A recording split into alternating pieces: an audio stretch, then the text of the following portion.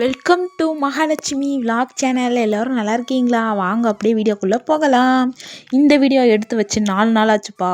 Edit பண்ணிலாம் வச்சுட்டேன். Voice கொடுக்க டைமே இல்லைப்பா.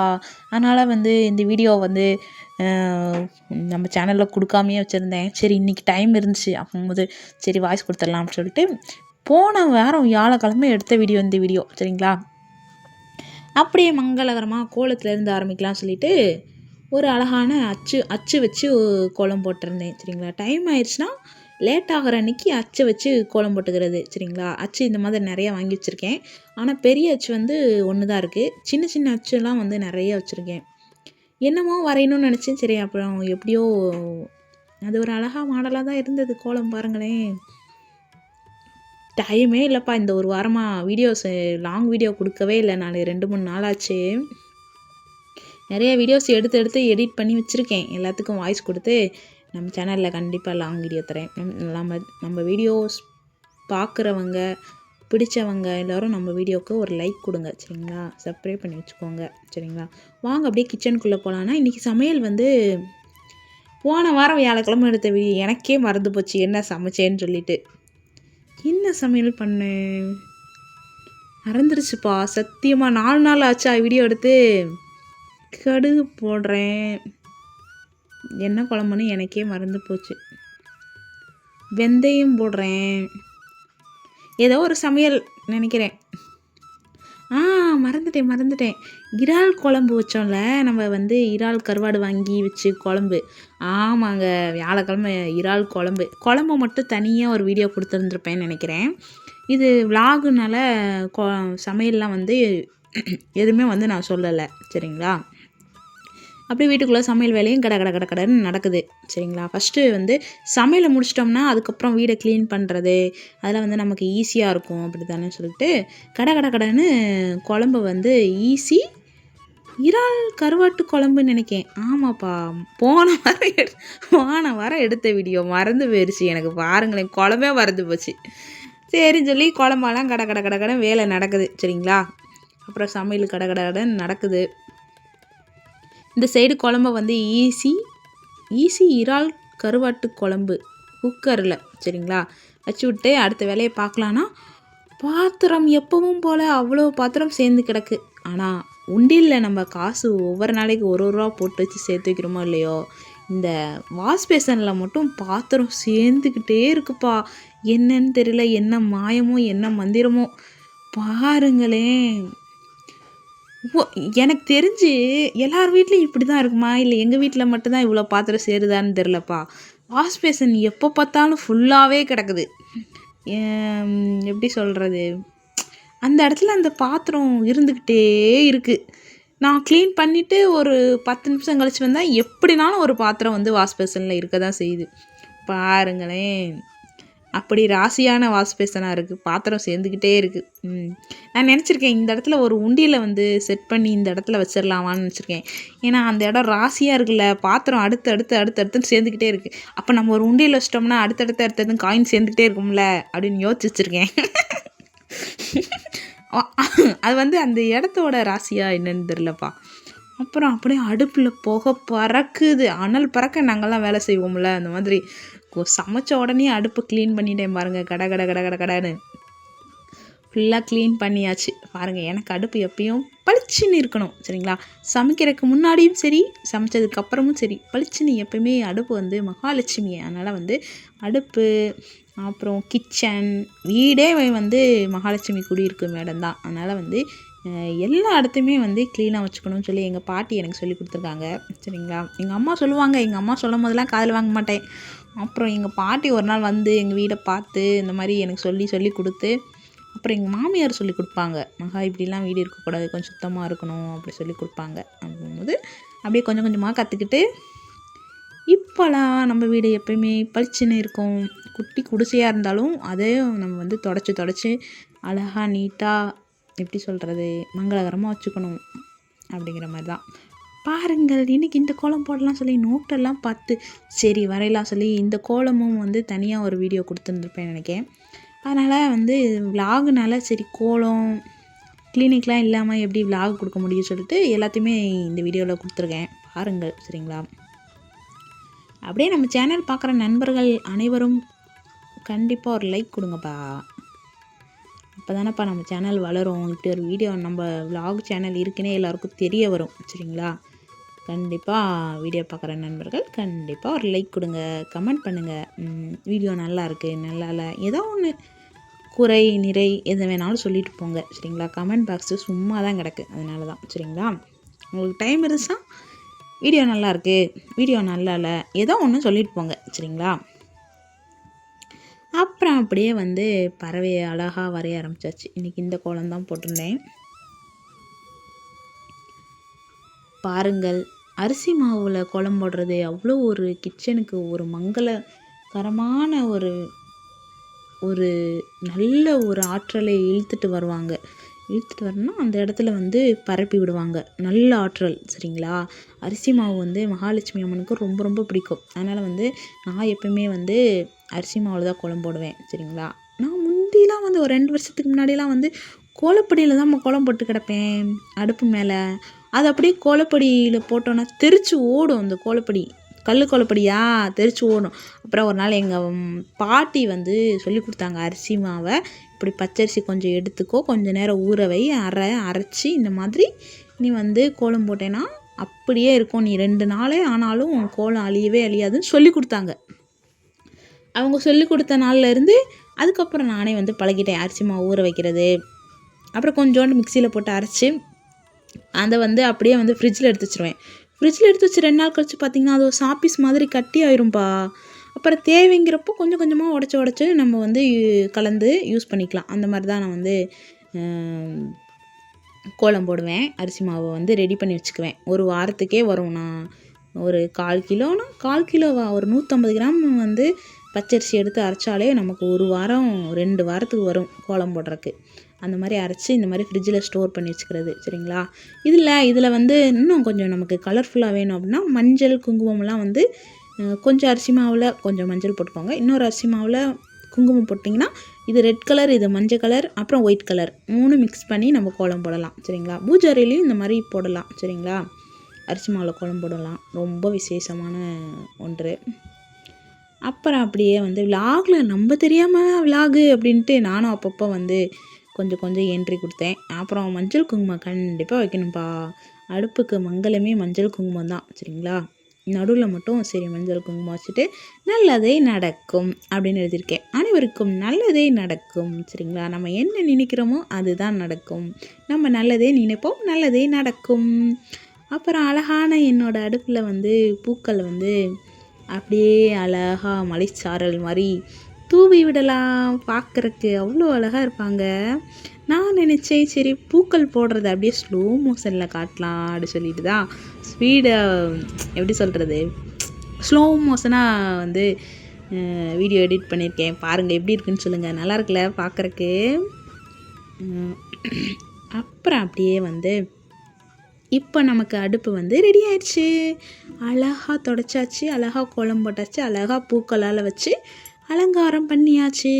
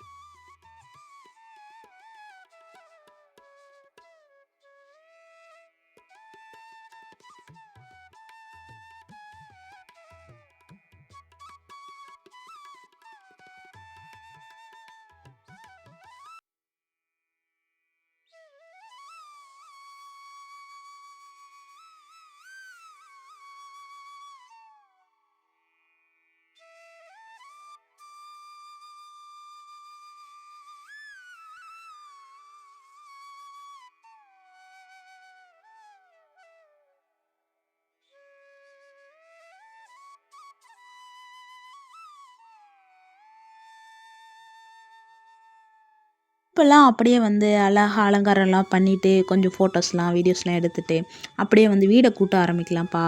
நான் வந்து வீட்டில் எப்பயும் இந்த மூலையிலேருந்து அப்படின்னு ஒரு கணக்கு வச்சுக்குவேன். இப்போ உள்ளேருந்து அப்படியே வெளியே கூட்டிகிட்டு போய் அப்படியே தள்ளி விட்டுருவேன். அப்போ தான் வந்து ஒரு நல்ல வைப்ரேஷனாக இருக்கும். எப்பயும் நான் வீட்டுக்குள்ளே இருந்து வெளியே தள்ளிடுவேன் குப்பையை, சரிங்களா? அப்போது கூட்டிகிட்டு அங்கே அந்த இடத்துல சாக்கு போட்டு வந்து பார்த்தா துவைச்ச துணி மடிக்காமல் அவ்வளோ துணிகள் இருக்கின்றன. அவ்வளவும் கட கட கட கட கட கட கடன்னு மடிக்கிறேன், சரிங்களா? என் துணி தனியாக, எங்கள் பசங்க துணி, எங்கள் வீட்டுக்கார துணி, எல்லா துணியும் இருந்துச்சு.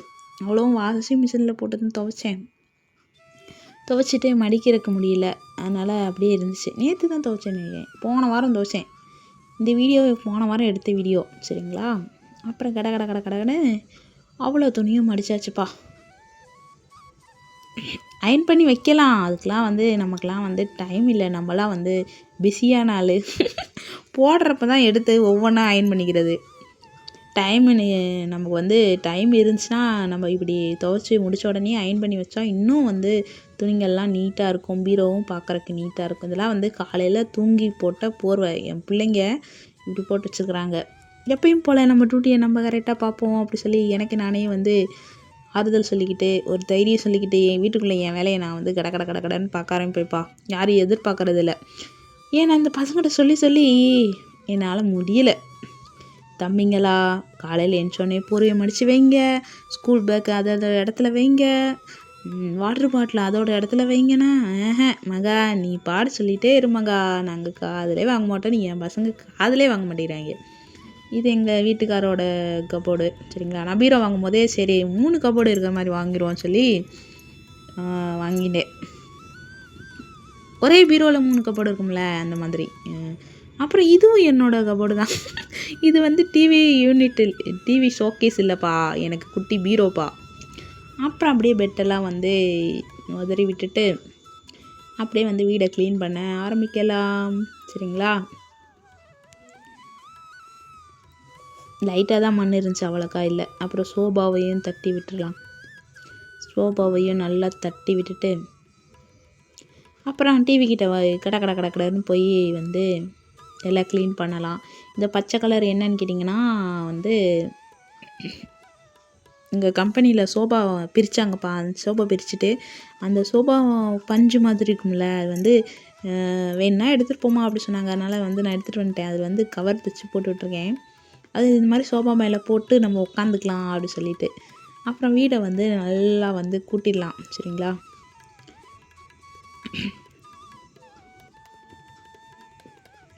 ரெண்டு சுடிதார் காயாமல் இருந்துச்சு, அதை காய போட்டு அப்படியே வீடை வந்து கூட்ட ஆரம்பித்தாச்சு. எத்தனை வாட்டி இந்த வீடை கூட்டினாலும் அப்படி தான் இருக்கும். ஆனாலும் நம்மளும் வீடை எப்பவுமே சுத்தமாக வச்சுக்கணும். அப்போ தான் வந்து நமக்கு நல்லது நடக்கும். வீடு சுத்தமாக இருந்தால் தான் நம்ம மனசும் சுத்தமாக இருக்கும். இல்லைனா நம்ம வீடு இப்படி குப்பைமேடு மாதிரி இருக்கேன்னு நம்ம மனசு சொல்லிக்கிட்டே இருக்கும். இப்போ பாருங்களேன், அழகாக வந்து கூட்டி எடுத்து ஒரு மாப்பு போட்டு விட்டு ஒரு சாம்பிராணி பொருத்தி அப்படியே வீடை பொருத்தி வச்சுட்டு அப்படியே தீபம் பொருத்தி வச்சுட்டு அப்படியே சாம்பிராணி காட்டிட்டு அப்படியே வீடை பார்க்கும்போது அப்படியே கோயில் மாதிரி இருக்கும். பொண்ணுங்க எப்பயும் வந்து சோம்பேறியாக இருக்கக்கூடாதுன்னு சொல்லுவாங்க. அதனால் வந்து நான் வந்து கொஞ்சம் மனசு எல்லாருக்கும் டயர்டாக இருக்க தான் செய்யும். மனசு என்னடா இது கிடக்கட்டும் வீடு அப்படிங்கிற மாதிரி தோணும்.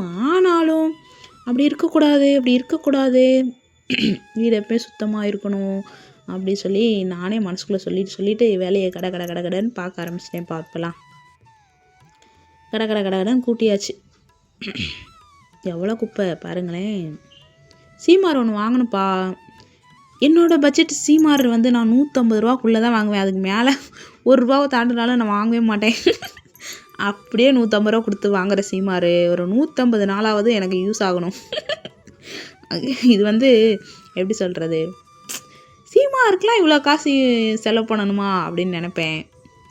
ஆனால் வந்து அப்படி நம்ம 200 ரூபா போட்டு வாங்கினாலும் எந்த சீமார் 50 ரூபா போட்டு வாங்கினாலும் அந்த சீமாரை பத்திரமா வச்சா தான் வந்து சீமார் வந்து மகாலட்சுமின்னு சொல்லுவாங்க. அவங்கள வந்து அழகாக கூட்டிகிட்டு அவங்களுக்குன்னு ஒரு இடம் ஒதுக்கி அந்த இடத்துல வந்து சீமாரை வைக்கணும்னு சொல்லுவாங்க. அப்புறம் பாருங்களேன், எங்கள் வீட்டில் இருக்கிற ஒவ்வொரு பொருட்களும் சொல்லும், ஏன் மகா உனக்கு வேறு வேலையே இல்லையா மகா, எங்களை ஒரு இடத்துல இருக்கவே விட மாட்டியா மகா அப்படின்னு சொல்லி வாய் மட்டும் இருந்துச்சுன்னு வச்சுக்கோங்களேன், திட்டியே அது இந்த மிஷின் இருக்குல்ல, என்னோடய தையல் மிஷினு. ஐயோ கடவுளே, இந்த புள்ளைகிட்ட நான் படுற பாடு, இங்கே வைப்பேன் அங்கே வைப்பேன், இப்படி வைப்பேன் அப்படி வைப்பேன். நீங்களே பார்த்துருப்பீங்கன்னு நினைக்கிறேன். ஏதாச்சும் ஒரு இடத்துல இந்த மிஷினை எங்கடா வைக்கன்னு எனக்கே தெரியல. வீடு குட்டியாக இருக்காப்பா, இங்கே வச்சா ஒரு நாளைக்கு இங்கே இருக்கா. இப்போ பாருங்கள், இன்றைக்கி வந்து அந்த சைடு வச்சுருந்தேன். நம்ம கோபுரம் செடியெல்லாம் வச்சோம்ல, அதெல்லாம் எடுத்துகிட்டு மிஷினை கொண்டு போய் அங்கே வச்சிட்டேன். அப்புறம் யோசிச்சு பார்த்தேன், நமக்கு ரிலாக்ஸே என்ன, நம்மளோட கோபுரம், நம்மளோட தீபம், நம்மளோட பூஜை தான். அவங்களுக்கு இடம் கண்டிப்பாக வேணுமே அப்படி சொல்லிட்டு திரும்பி கொண்டு வந்து இந்த மிஷினை கொண்டு வந்து இந்த இடத்துல போட்டுட்டு கூட்டி பார்க்குறேன். ஆனால் அந்த மிஷினு, இந்த சேருக்கெல்லாம் வந்து வாயிருந்தால் என்னை கண்டிப்பாக திட்டிடுவாங்க.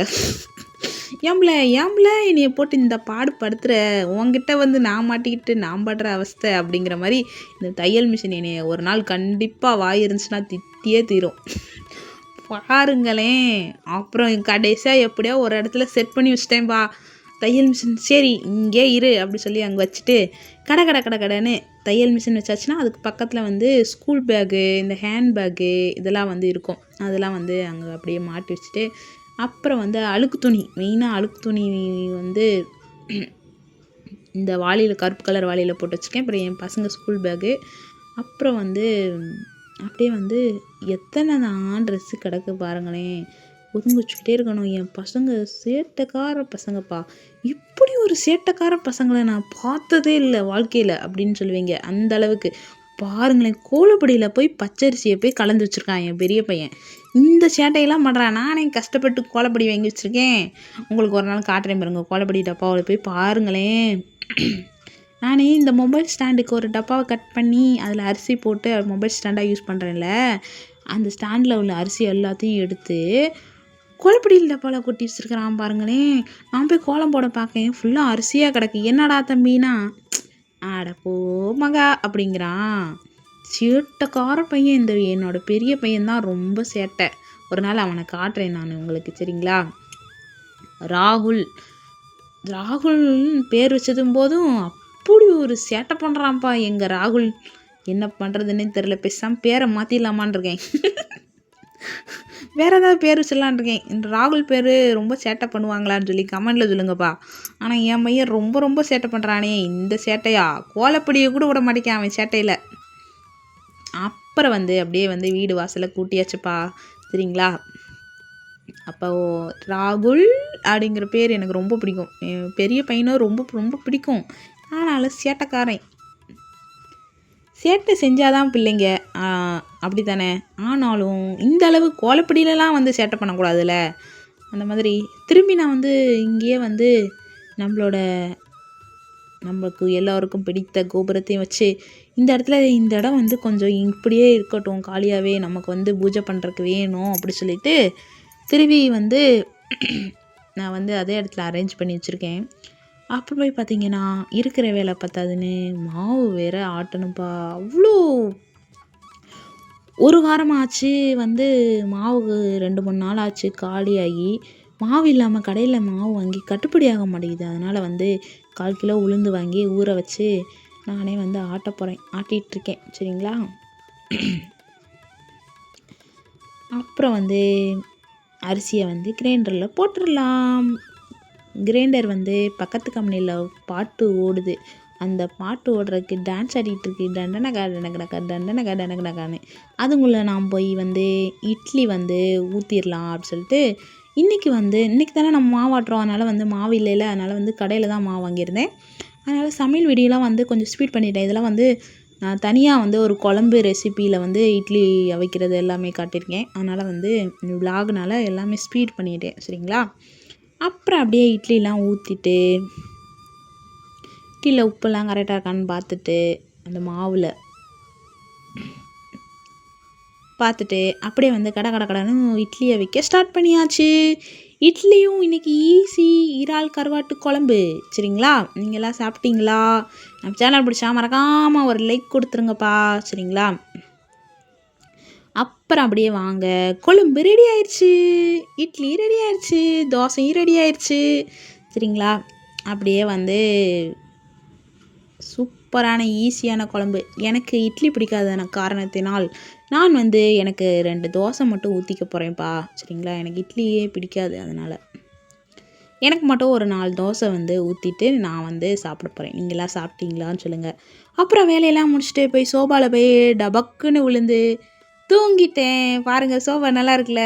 ஐயா நல்லா இருக்குப்பா, பஞ்சு பஞ்சுன்னு இருக்குது இந்த சோபாவை வந்து. அதனால் வந்து சோபாவில் வந்து அப்படியே சோபாவில் வந்து டபக்குன்னு குதிச்சு விளையாண்டேன். நல்லா இருந்துச்சு, ஜம்மு இருந்துச்சு. அப்படியே தூங்கிட்டேன். அடுத்த வீடியோவில் பார்க்கலாம். அனைவருக்கும் நல்லதே நடக்கும். நன்றி, வணக்கம்.